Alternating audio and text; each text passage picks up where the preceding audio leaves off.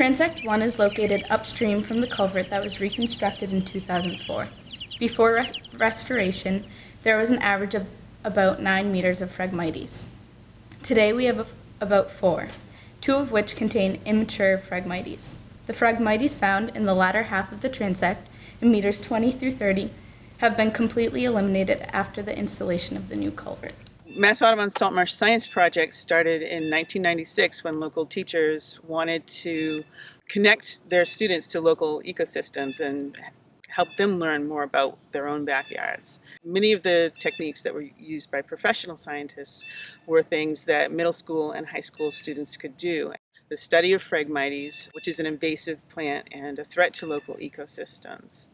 Phragmites often grows in places where tidal flow has been blocked, where roads or railroads were built through a marsh. That creates conditions that favor the growth of Phragmites. We selected sites that had tidal restrictions and were high priorities for restoration with the intent of monitoring before and after restoration. Each year, a different class of students comes out to collect that data, and it's a contribution to the wider community. Say Town Farm Road is right here. There is a little creek that runs underneath the road. Okay. And the creek is the fresh water coming into the estuary, so it's coming this way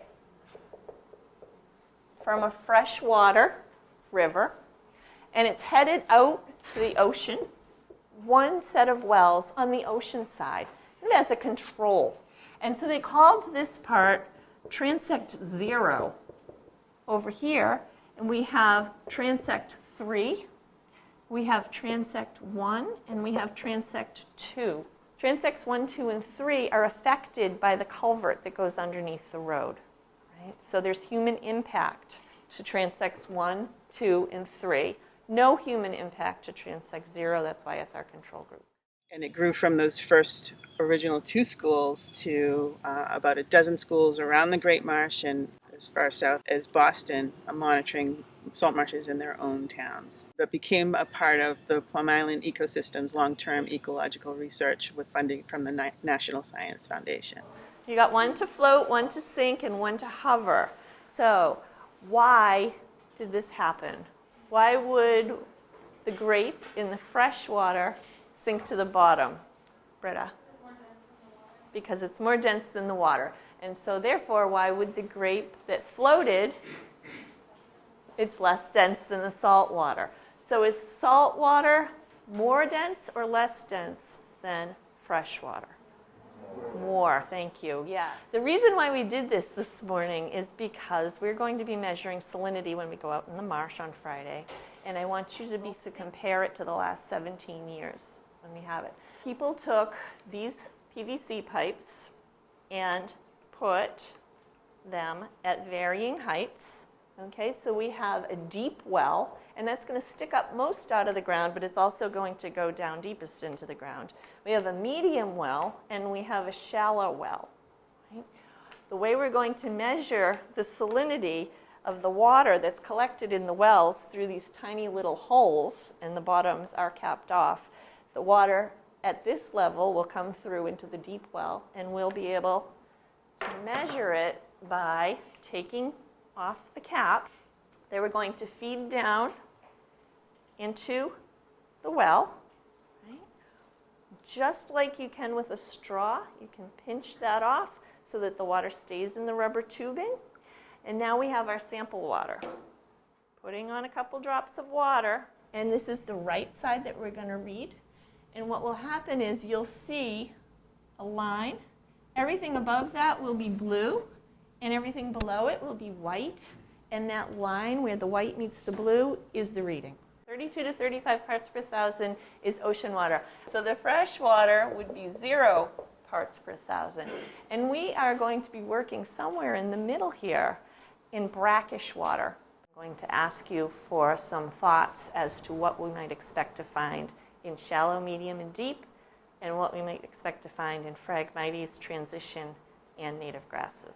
So when we first started studying this transect, That set of wells was in a monoculture of Phragmites, meaning there was nothing but Phragmites growing there. It was all Phragmites.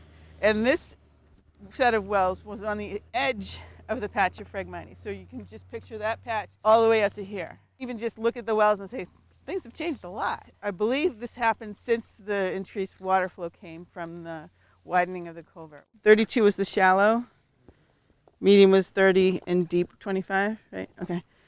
And this is the zone where we think Phragmites has a hard time growing. It can really dominate if it's like less than 18. So doing pretty well here.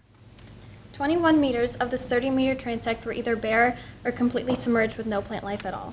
This ponding could be due to runoff from the road, which is close by, or it could be due in part to changes in sea level.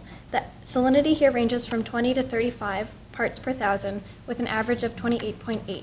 So it is actually higher than the reference transect. Transect 3 has seen the greatest effect from the culvert. Phragmites at this transect were in decline since the culvert was widened in 2004, and they were completely eliminated in 2009.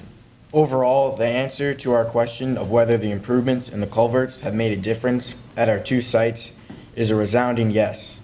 On Town Farm Road, we have seen huge declines in 2 out of the 3 transects, with one transect being clear Phragmites for the 5th consecutive year.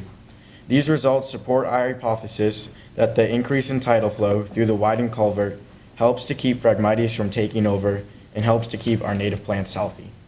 Mass Audubon's mission is protecting the nature of Massachusetts, and it's been really helpful to have local students involved in this Mass Audubon Salt Marsh Science Project to help us monitor the health of local salt marshes and keep an eye on them over time.